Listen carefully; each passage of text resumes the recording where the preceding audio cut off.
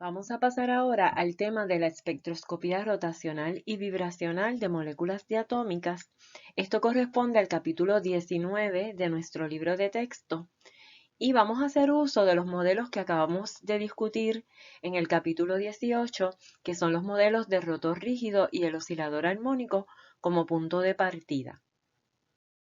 La espectroscopía no es otra cosa que la observación de las transiciones que ocurren entre niveles de energía.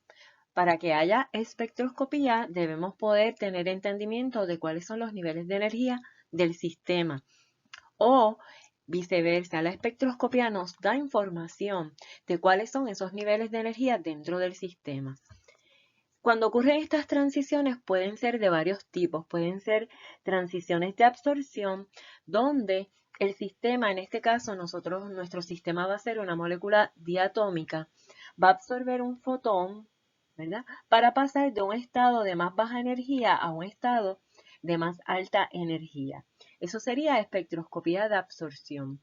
También existe lo que se conoce como emisión espontánea, donde en un proceso al azar, un sistema que esté en un estado excitado va a decaer a un estado de más baja energía, liberando un fotón.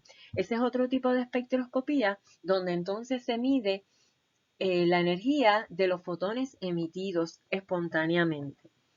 También hay emisión estimulada, donde inicialmente el sistema absorbe un fotón para pasar a un estado excitado y luego cuando se relaja nuevamente al estado raso, libera un fotón y entonces medimos la energía de ese fotón liberado.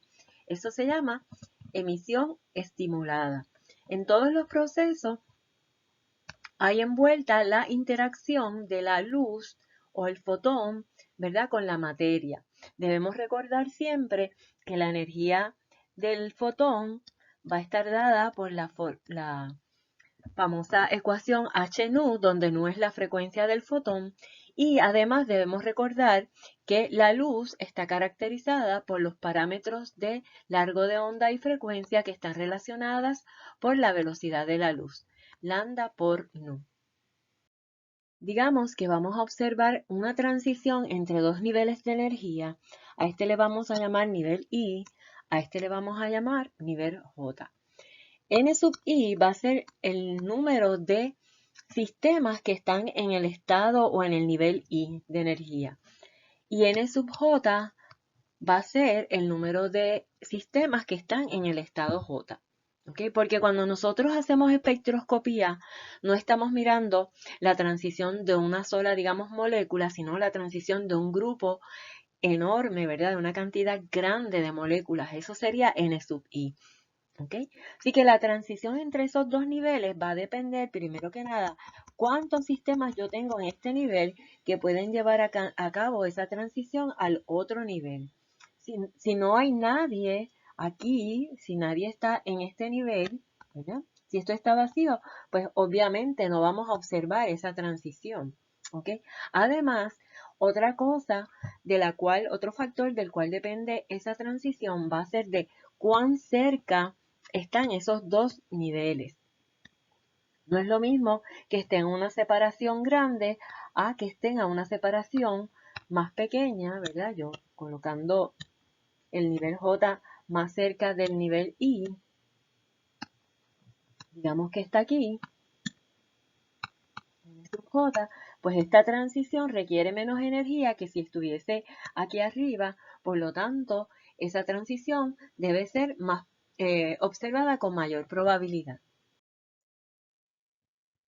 Eso es lo que nos dice la ley de distribución de Boltzmann, que está aquí, que nos dice cuál va a ser la población relativa entre los niveles J e I. ¿Okay? Esa población relativa va a depender de este prefactor que está aquí, que ese G sub I y G sub J son la degeneración de cada uno de los niveles.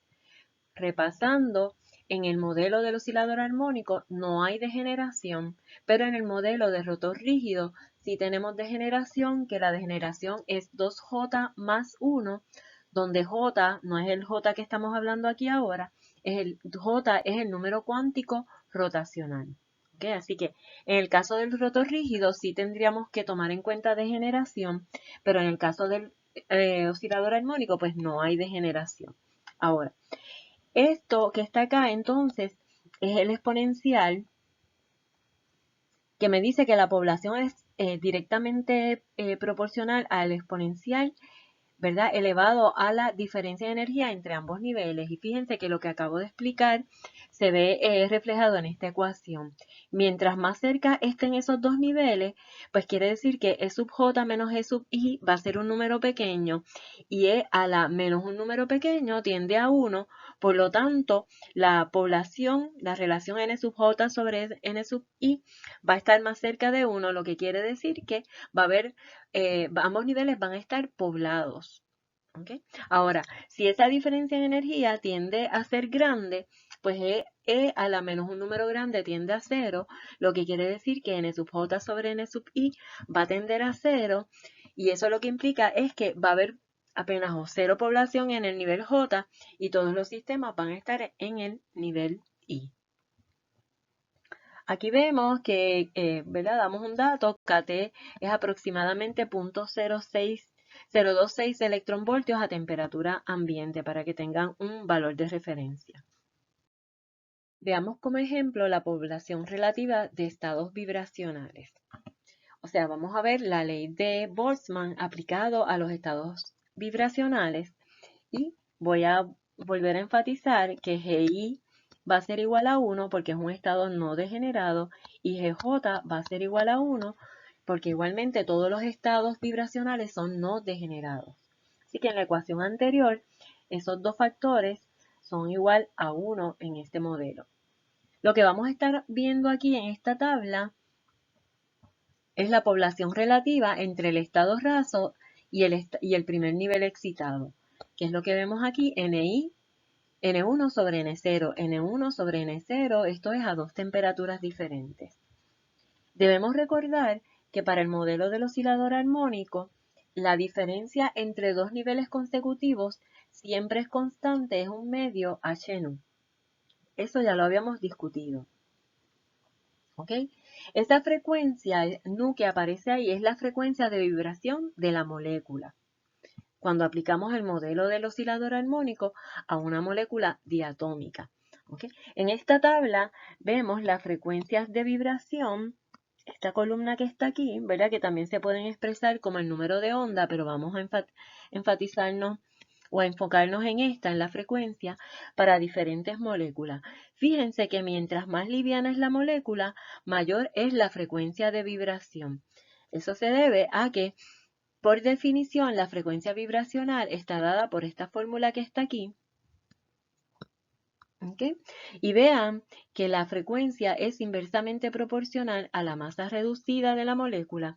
Quiere decir que mientras más liviana sea la molécula, mayor va a ser la frecuencia vibracional. Y eso lo vemos claramente. Por ejemplo, si comparamos hidrógeno, tiene esta frecuencia vibracional, versus, digamos, nitrógeno, que es más pesado, tiene una frecuencia vibracional menor. ¿Ok? Ahora, como la separación entre niveles es igual a un medio Hnu, quiere decir que mientras mayor sea la frecuencia, mayor es la separación entre los niveles. Así que los niveles están más separados en hidrógeno que en nitrógeno. Y como la población relativa depende de la separación entre los niveles, vemos que para hidrógeno la población relativa va a ser menor que para nitrógeno, ¿verdad? Porque la separación es mayor en hidrógeno que en nitrógeno, la población relativa va a ser mayor en nitrógeno que en hidrógeno. Según se aumenta la temperatura, como ven aquí, la población relativa va aumentando. Aumenta para ambas moléculas, ¿verdad? Porque al aumentar la temperatura, quiere decir que las moléculas tienen mayor energía para estar en el nivel excitado. Resumiendo lo dicho anteriormente, mientras mayor sea la separación entre dos niveles de energía, menor es la población relativa entre esos dos niveles. Para el caso de los niveles vibracionales, La separación entre niveles es proporcional a la frecuencia de vibración de la molécula. Por lo tanto, como la frecuencia de vibración es inversamente proporcional a la masa reducida de la molécula, mientras más liviana sea la molécula, mayor separación habrá entre los niveles consecutivos y por lo tanto menor será la población relativa entre esos niveles. Para estudiar la espectroscopía rotacional vibracional de las moléculas diatómicas necesitamos conocer cuál es la energía interna de esa molécula. La energía interna va a ser la suma de tres componentes, ¿verdad? Porque la molécula diatómica puede tener energía electrónica, y eso quiere decir que podría llevar a cabo transiciones electrónicas dentro de ella. Puede tener energía vibracional y puede tener energía rotacional. La energía electrónica no la vamos a estar tomando en cuenta ya que vamos a estar estudiando la espectroscopía vibracional que ocurre en el rango de radiación de microondas e infrarrojo. Para llevar a cabo transiciones electrónicas se necesita radiación de energía más alta que por lo tanto en esta radiación que vamos a estar estudiando solo vamos a observar transiciones rotacionales y vibracionales. Por lo tanto, esa energía interna de la molécula va a contener únicamente los términos de energía vibracional y energía rotacional. Si nos basamos en los modelos que ya hemos discutido, el oscilador armónico para la energía vibracional y el rotorrígido para la energía rotacional, pues ya hemos visto que estas energías, por ejemplo, la vibracional va a estar dada por H nu n más un medio, ¿verdad? Donde n es el número cuántico que puede tener valores desde 0, 1, 2, etc. Y para la energía rotacional, vimos, según el modelo de rotorrígido, que esa energía va a estar dada por h barra al cuadrado sobre 2 mu r cuadrado por j más 1, donde j es el número cuántico rotacional que también puede tener valores desde 0, 1, 2, etc. ¿Okay? Así que esos dos términos son los términos utilizando los modelos base que son el oscilador armónico y el rotor rígido. Ahora, vamos a expresar esta energía rotacional E sub j como B por H por J más 1, donde lo que vamos a hacer es definir esta B, que es la constante rotacional, como todos los términos que están aquí, excepto una constante de Planck. ¿Okay? Por lo tanto, voy a colocarla aquí arriba. B va a ser igual a H sobre el 2pi al cuadrado multiplicado por el 2 del denominador va a ser 8pi cuadrado por mu por r al cuadrado. Esa definición es bien importante. Se le conoce como la constante rotacional y va a tener unidades de segundos a la menos 1. Eso lo pueden verificar sustituyendo las unidades de h, de mu y de r al cuadrado. Cuando nos referimos a una molécula diatómica y la distancia r es la distancia internuclear o en otras palabras el largo de enlace, se le pone un suscrito E aquí a la r y a la b también se le pone un suscrito E, que implica que es la constante de rotacional evaluada a la distancia o esa distancia RE, que es la distancia de equilibrio, ¿verdad? O el largo de enlace, en otras palabras. Aquí vuelvo a tratar de ponerle la E. Entonces, para la expresión de la energía interna de una molécula diatómica, tenemos que va a ser igual a la suma de esos tres componentes, pero nosotros vamos a estar ignorando el componente electrónico porque vamos a estar viendo espectroscopía vibracional en un rango de frecuencia de radiación que solamente puede excitar transiciones vibracionales y rotacionales. Cabe, antes de seguir adelante, señalar que las energías electrónicas son mucho mayores que las energías vibracionales y a su vez son mayores que las energías rotacionales. Esto lo que quiere decir es que se requiere entonces radiación de mayor energía para llevar a cabo transiciones electrónicas y a su vez se requiere más energía mayor para las vibracionales que para las rotacionales, ¿verdad? Están en ese orden. Continuando entonces con la expresión de la energía interna de la molécula, si vamos a tomar en cuenta solamente vibración y rotación, ¿okay? Partiendo de los modelos que ya hemos discutido, pues tenemos para la vibración el oscilador armónico y para la rotación tenemos el rotor rígido, ¿verdad? Y esos son los niveles de energía para esos dos. Ahora, si le hacemos unas correcciones para que nuestro valor de energía interna sea más realista, podemos hacer dos correcciones, una para el oscilador armónico, que se llama la corrección por inarmonicidad, que esto, en lugar de utilizar la parábola B de x igual a un medio kx cuadrado como la energía potencial o la función de energía potencial que ya vimos para el oscilador armónico, utilizamos lo que se conoce como un potencial de Morse. Ese potencial de Morse da esta corrección que vemos aquí, que es idénticamente igual a esta, son análogos, y entonces esa corrección, fíjense que está siendo restada a la energía del nivel del oscilador armónico. O sea que la corrección lo que hace es que baja un poco la energía de los niveles. Para el rotor rígido, entonces hacemos una corrección que se llama la corrección por acoplamiento, rotación, vibración. Y al hacer esa corrección, fíjense aquí este término, es la corrección que se le hace a la del rotor rígido.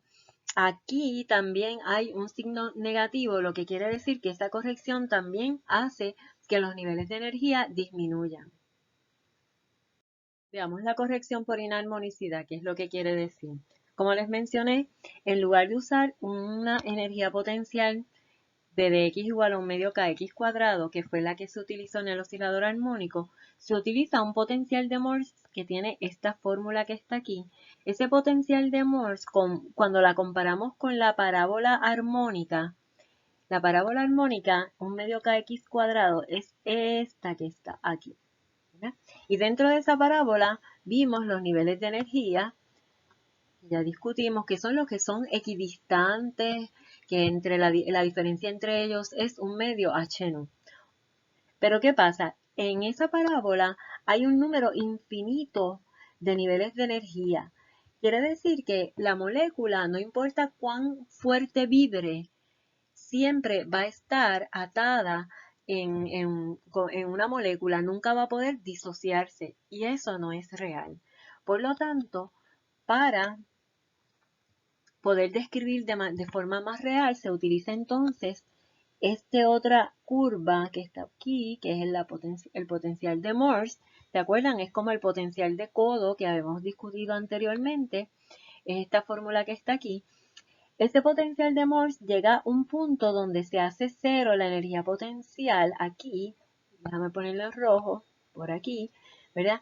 Cuando ya esa molécula llega a un punto donde vibra tan fuerte que es capaz de romper ese enlace y disociarse, ¿verdad? Así que en esta función de energía potencial de Morse, entonces va a haber un número finito de niveles de energía. Van a llegar hasta, ¿verdad? Hasta acá arriba. Hasta ahí nada más. No como en la parábola que hay un número infinito de niveles de energía. Otra cosa que se puede ver en esta curva es los niveles de energía corregidos. Fíjense que aquí abajo, este sería el nivel n igual a 0. Voy a borrar otra vez porque apenas, la corrección es bien pequeña. Pero aquí, por ejemplo, para n igual a 1, ven que se ven como dos rayitas. Sería la rayita más alta es la energía que nos da el modelo del oscilador armónico y la más bajita es corregida con la corrección por inarmonicidad. Lo mismo acá para este sería, aquí estas dos serían para n igual a 2. Igualmente, ¿verdad? Se ven dos rayitas porque estamos viendo la corrección que le hace el usar el potencial de Morse. Aquí lo importante es que va a haber una energía con la cual la molécula se puede disociar, ¿verdad? Y esa energía se le llama energía de disociación desde el punto de equilibrio y es esta energía que va desde este mínimo, vamos a ponerlo ahora en violeta, desde este mínimo hasta aquí. ¿Okay? Eso se llama energía de disociación. Nosotros discutimos algo análogo a esto cuando discutimos el átomo de Bohr, que era la energía de disociación. En este caso, esa va a ser la energía necesaria, ¿verdad? Que tiene que absorber esa molécula para vibrar a una frecuencia tan fuerte que se disocie, que se rompa. Eso no está incluido en el modelo armónico. Eso se le llama inarmonicidad y eso está incluido en el potencial de Morse. Y esa es la corrección que se llama corrección por inarmonicidad. En la expresión de la energía interna corregida para la molécula diatómica tenemos estos términos de aquí. Por ejemplo, en esta primera corrección, que es la corrección por inarmonicidad, tenemos el término NUE-XE. Eso es una constante, o sea, completo, es un solo término, se le llama la constante por inarmonicidad y es un término espectroscópico, ya ha sido determinado espectroscópicamente para muchas moléculas diatómicas y se encuentra, ¿verdad?, en catálogos. Al igual que entonces en la corrección por el acoplamiento rotacional vibracional, tenemos el parámetro alfa E. Ese parámetro también es un parámetro espectroscópico, se le llama la constante de acoplamiento. Acuérdense que eso es una corrección por el acoplamiento que hay entre la vibración y la rotación. Esa constante también aparece en catálogo y ha sido determinada para un sinnúmero de moléculas diatómicas. Ya hablamos de esta corrección de aquí, que es la corrección por inarmonicidad, que se debe a la utilización de un potencial de Morse. Ahora vamos a hablar un poquito de esta corrección de acá, que es la corrección por el acoplamiento rotacional, rotación-vibración. ¿Qué quiere decir ese acoplamiento? Eso se debe a que, fíjense, el modelo de rotor rígido asume que la distancia internuclear está constante, es fija. Ahora, si la molécula está en un estado cuántico vibracional excitado, quiere decir que está vibrando a una mayor frecuencia, va a tener una mayor amplitud y esa distancia internuclear en promedio va a ser mayor. Por lo tanto, en un estado vibracional más alto, cuando n aumenta, que es el número cuántico vibracional, esa distancia internuclear R va a aumentar. ¿Cómo afecta eso a los niveles rotacionales? Pues si recuerdan, acabamos de definir la constante rotacional B sub E, que es igual a H sobre 8pi cuadrado mu R cuadrado, ¿verdad? Aquí tenemos la R, que es la distancia internuclear. Así que según la molécula está excitada vibracionalmente, esta R aumenta, por lo tanto la B disminuye, la constante rotacional disminuye, y como la energía rotacional es proporcional a la constante rotacional, pues la energía rotacional va a disminuir. Así que ese acoplamiento entre la rotación y la vibración hace que los niveles de rotación sean más bajos en energía. Fíjense que ahora tenemos una expresión para la energía interna de la molécula que depende de los números cuánticos vibracional y rotacional. Por ejemplo, vamos a ver para esta molécula de bromuro de hidrógeno, queremos calcular la energía que tiene la molécula cuando está en un estado cuántico en el que está en el estado raso vibracional, ¿ok? Y en el primer nivel excitado rotacional. Eso corresponde a n igual a 0 para el número vibracional porque es estado raso y corresponde a j igual a 1 para el primer nivel excitado rotacional. Así que dados los parámetros, aquí tenemos NUE, que corresponde a este valor de aquí, tenemos NUE-XE, este de aquí, B sub E, que es la constante rotacional, y finalmente alfa E, disculpen, que es la constante de acoplamiento. Nos están dando esos parámetros, vamos a calcular cuál es la energía interna de la molécula sin tomar en cuenta la energía electrónica. Simplemente tenemos que sustituir en esa expresión. Vamos a hacerlo por partes. Vamos a calcular primero para este término que está ahí, que es la energía que nos da el modelo del oscilador armónico. Lo vemos aquí, sustituyendo la constante de Planck, el valor de Nue. Este término que tengo aquí lo coloco porque el valor de Nue está dado en centímetros a la menos 1 y para cambiarlo a segundos a la menos 1 multiplicamos por la constante de la velocidad de la luz. ¿Por qué queremos cambiar a segundos a la menos 1? Porque la constante de Planck está en julios segundos, por lo tanto tenemos que cancelar los segundos para poder obtener la energía en julios. ¿Okay? Entonces, multiplicado por el término n más un medio, pues como n0, tenemos 0 más un medio y eso nos da este valor que está aquí, es 2.62 por 10 a la menos 20 julios. ¿Okay? Este primer término de aquí, 1 aquí. Vamos a ver el segundo. El segundo que vamos a calcular es aquí, que es la corrección por inarmonicidad. ¿Okay? Sustituyendo los valores, ¿verdad? Esto, NUXG, que es el valor 45.22 centímetros a la menos 1, volvemos a calcular por la constante de la velocidad de la luz, multiplicado por 0 más un medio al cuadrado, y el resultado es este que está aquí. Fíjense que es mucho más pequeño, es un número mucho más pequeño que el primero que calculamos, o sea que la corrección es pequeña, ¿verdad? Este es por 10 a la menos 20, el segundo es por 10 a la menos 22. Ahora vamos a calcular este pedazo de aquí, que es la energía del rotor rígido, ¿verdad? Del modelo de rotor rígido. Haciendo ese cálculo, H por B, la B que es la constante rotacional, por J más 1, como J es 1, pues sustituimos 1 por 1 más 1 que es 2. Y el resultado es este que está aquí. 3, ¿ok? Ese resultado, fíjense que es pequeño también, o sea que la energía rotacional, si la comparan con el término número 1, que es la energía vibracional, es un término pequeño, ¿verdad? Que fue lo que les dije ahorita, que la energía vibracional es mucho mayor que la energía rotacional. Así que ahí lo vemos, claro. Y finalmente vamos a calcular este término de aquí, que es la corrección por el acoplamiento rotación-vibración.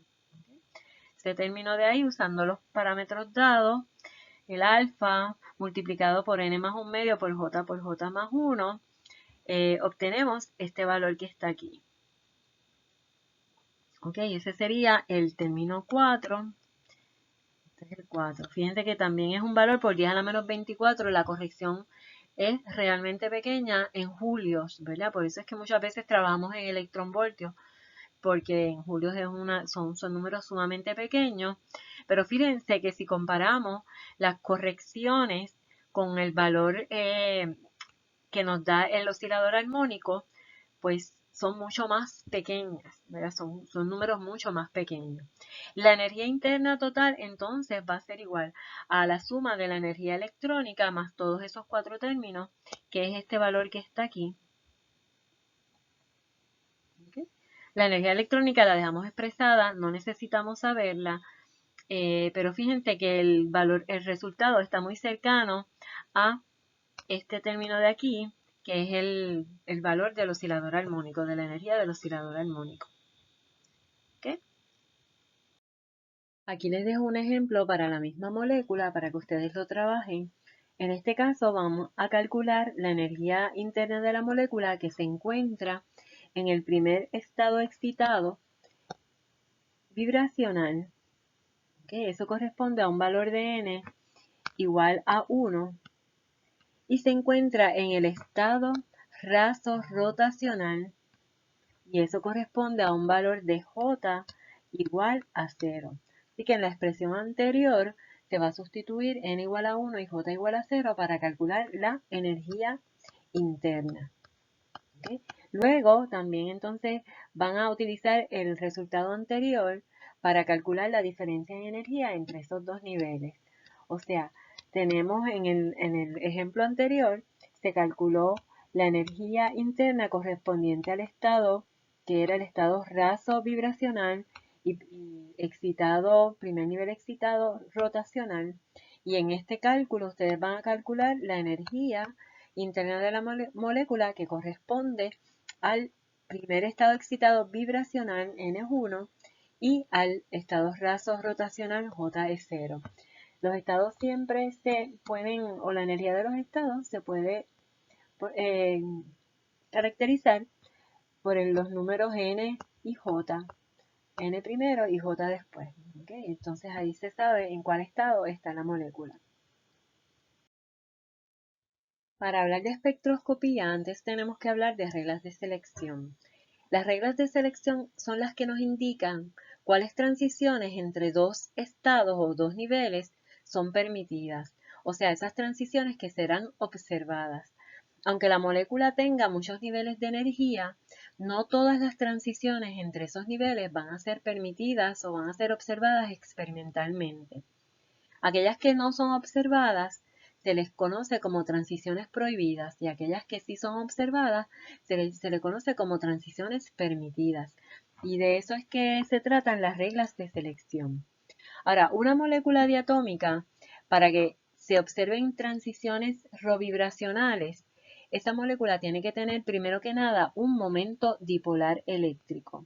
Una molécula tiene un momento dipolar eléctrico si tiene una densidad electrónica no homogénea. Cualquier molécula diatómica que conste de dos átomos diferentes va a tener un momento dipolar eléctrico por la diferencia en electronegatividad de esos átomos. ¿Okay? Así que si la molécula tiene un momento dipolar eléctrico, entonces pueden haber transiciones entre los niveles cuánticos rovibracionales. Ahora, ¿cuáles de esas transiciones se van a observar? Para que ocurra una transición entre un estado cuántico I a un estado cuántico J, por ejemplo, podemos decir que I va a ser un estado con un valor de un número cuántico N, que es el vibracional, y un número cuántico J, y J minúscula va a ser otro estado en el que tiene otro número cuántico vibracional diferente y otro número cuántico rotacional diferente. O sea que esos dos números cuánticos me van a definir el estado cuántico de la molécula diatómica. Para que ocurra entonces una transición entre esos dos estados, dado que esa molécula ya tiene un momento dipolar eléctrico, esa molécula va a interaccionar con el campo eléctrico de la radiación, que el campo eléctrico de la radiación es un campo oscilante.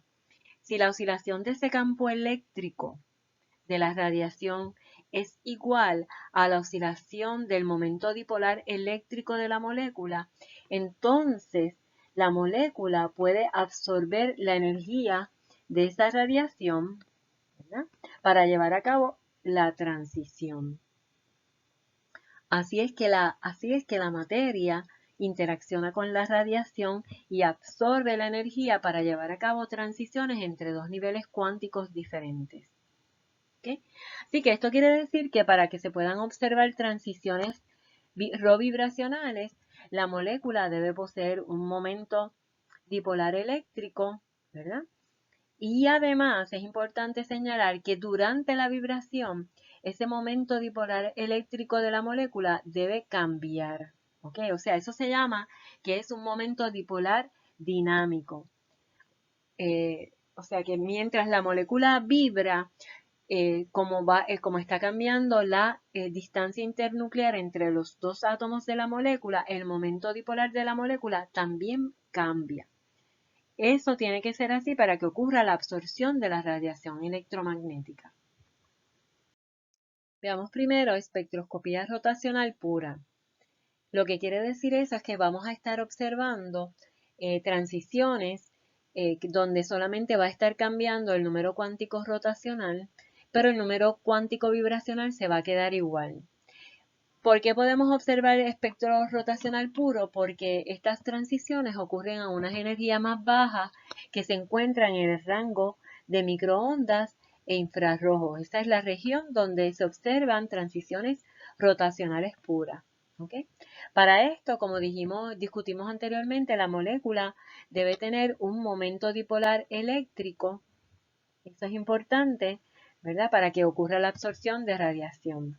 Y la regla de selección, que es como consecuencia de lo que acabamos de discutir, es que el cambio en el número cuántico rotacional puede ser +1 o -1.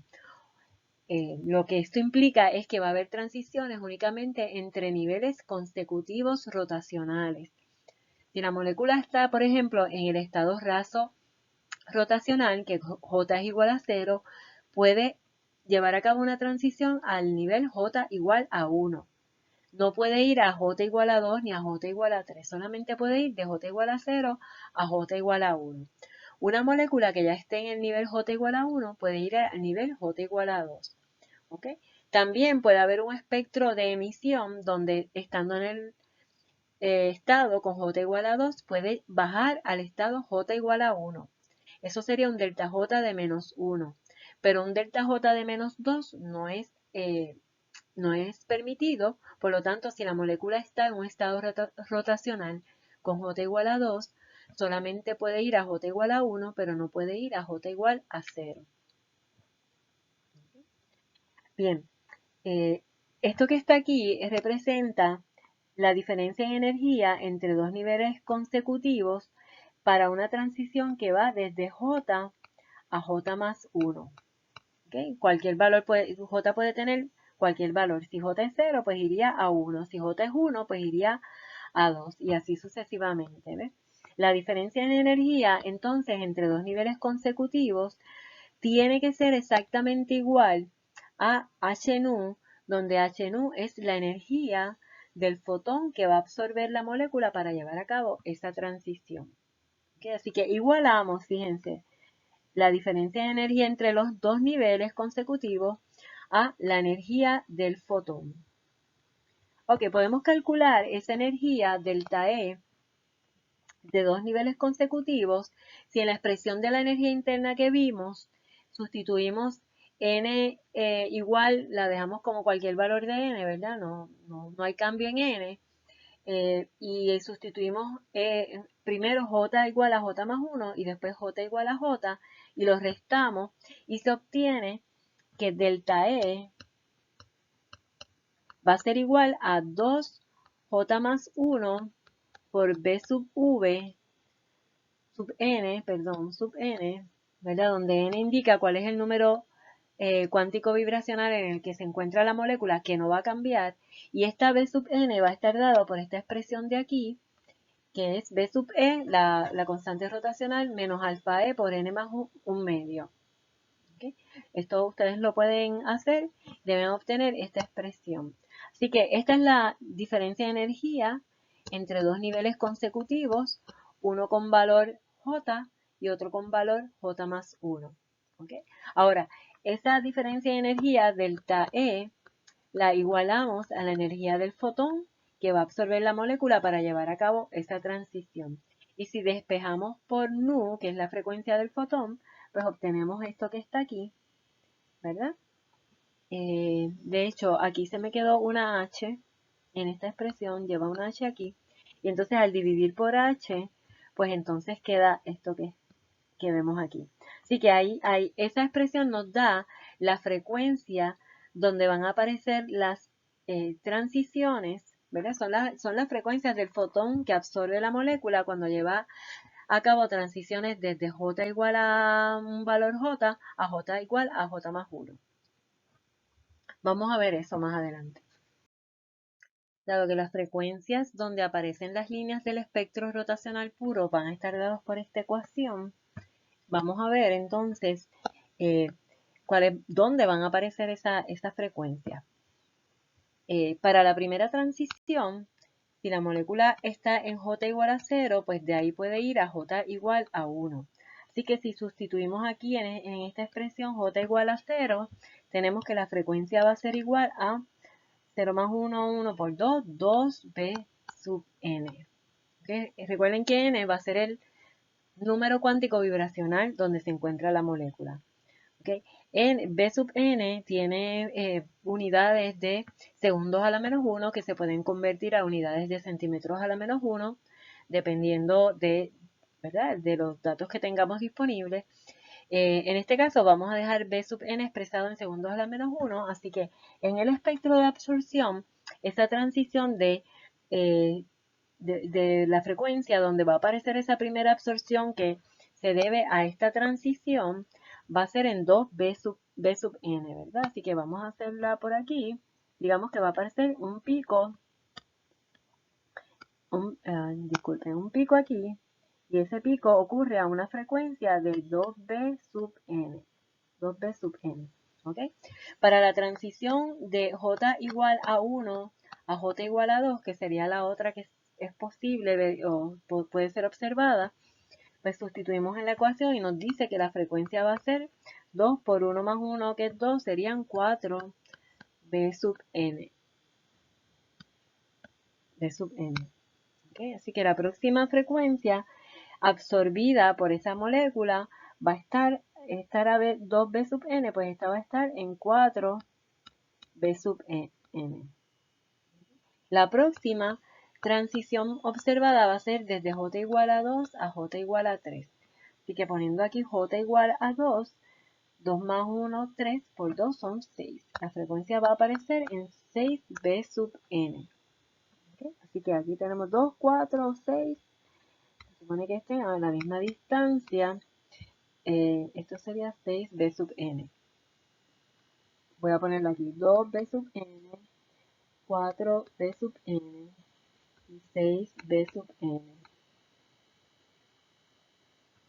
¿Okay? Y la próxima, para hacer una más, desde J igual a 3 a J igual a 4, esa transición va a aparecer en 4 por 2, 8.